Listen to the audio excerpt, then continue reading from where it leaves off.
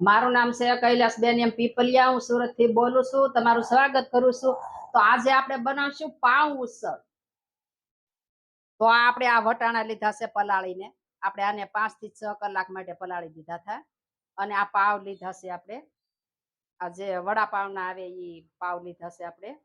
અને આ મસાલા સિંગ છે, આ સેવ લીધી છે, આ બટેટા છે આપણે એક સુધારી લીધું છે, આ ડુંગળી છે, આ ટમેટું એક આપણે સુધારી લીધું છે, અને આ વઘાર કરવા માટે રાઈ ને જીરું છે, અને આદુ અને મરચી છે, આ મીઠું લીધું છે આપણે, આ લાલ મરચું છે, આ એક ટમેટું આપણે સર્વ કરવા લીધું છે, અને આ હળદર છે આપણે અડધી ચમચી લીધી, આ લીલા ધાણા છે, અને આ તેલ લીધું છે આપણે.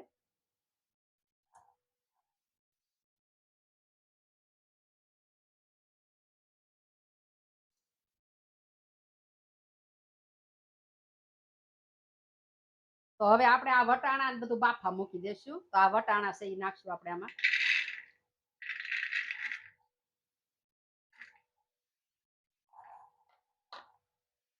આ ટમેટા છે એ નાખશું.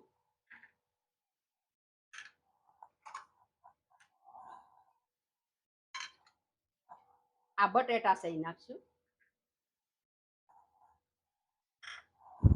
ને આપણે આમાં પાણી નાખશું.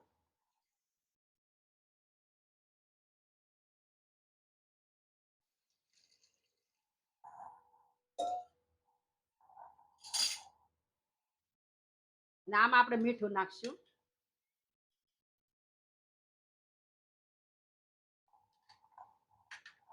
અને આ હળદર નાખશું આપણે.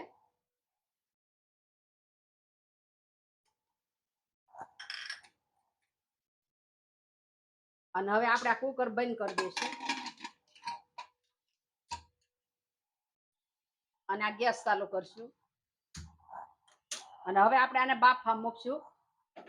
આપણે 5 થી 6 સીટી આમાં થવા દેશું. આપણે 5 થી 6 સીટી થઈ ગઈ છે. તો હવે આપણે આને જોઈ લઈશું.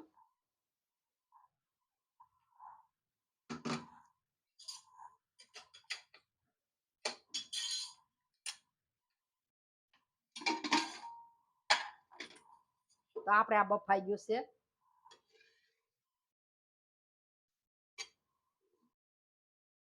તો હવે આપણે આ ગેસ ચાલુ કરશું.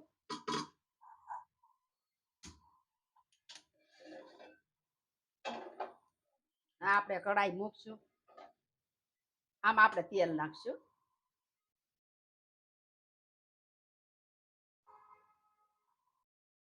તો હવે આપણે આ રાઈ ને જીરું નાખશું.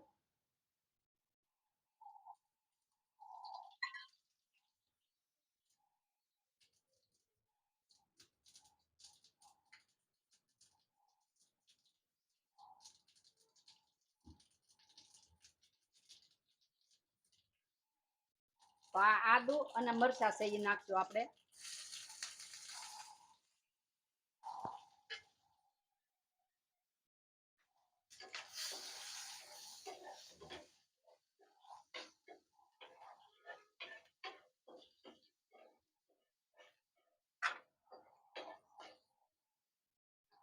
તો હવે આપણે આ વટાણા ને બાફેલા છે એ નાખશું આમાં.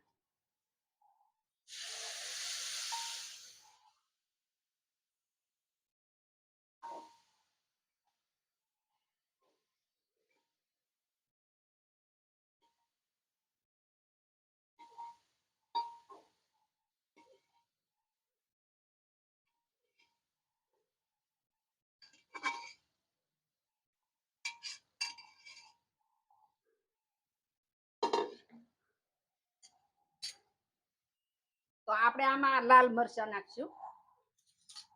મીઠું ને હળદર તો આપણે આ બાફામાં નાખ્યું છે. હવે આપણે આ લાલ મરચા નાખશું.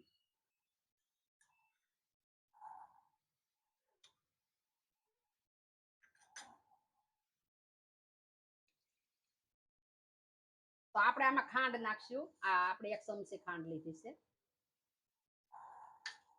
અને આ ગરમ મસાલો છે એ નાખશું આપણે.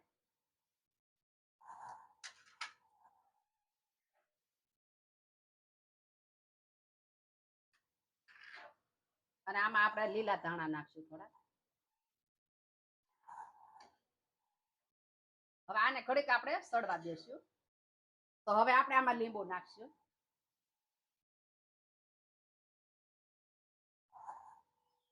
તો હવે આપણે આ સડી ગયું છે, તો હવે આપણે ગેસ બંધ કરશું ને આને આપણે નીચે લઈ જઈશું.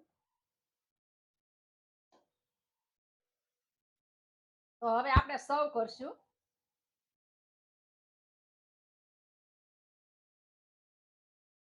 આ પાઉં ઉસળ પણ બહુ સરસ લાગે, એમ મજા આવે ખાવાની. તો તમે પણ આ રીતે પાઉં ઉસળ બનાવજો અને ટેસ્ટ કરજો.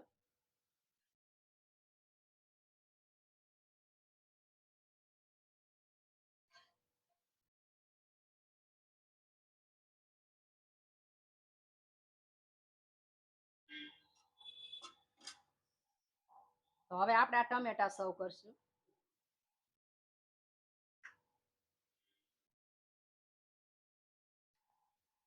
આ ડુંગળી સર્વ કરશું.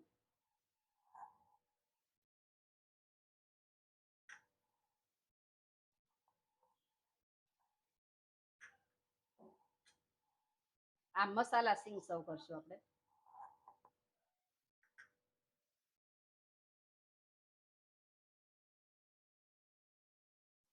અને આ લીલા ધાણા સર્વ કરશું.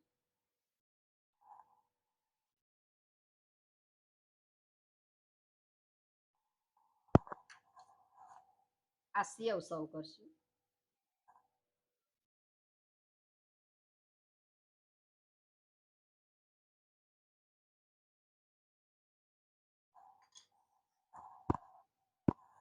આ પાવ સર્વ કરશું આપણે.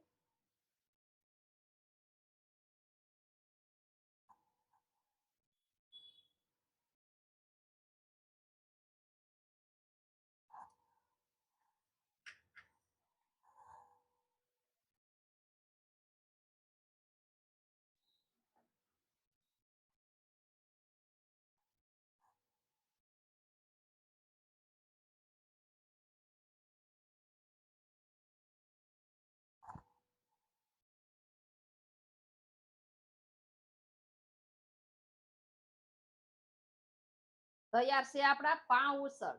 તમને મારી રેસીપી ગમી હોય તો મારા વિડીયોને લાઈક કરજો, શેર કરજો અને મારી ચેનલને સબસ્ક્રાઇબ કરજો. કોમેન્ટ કરી અને કહેજો તમને કેવા લાગ્યા પાઉં ઉસળ.